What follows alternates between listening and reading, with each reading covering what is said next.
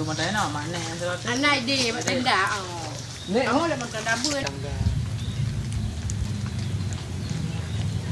Kan habis.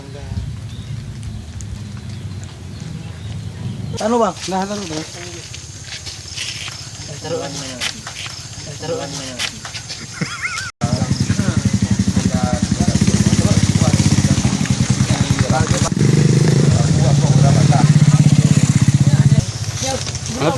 Ano po?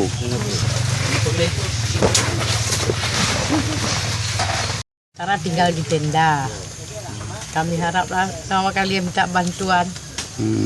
Rumah ya? Iya. Rumahnya kenapa, Bu? Itu banjir kan? Banjir.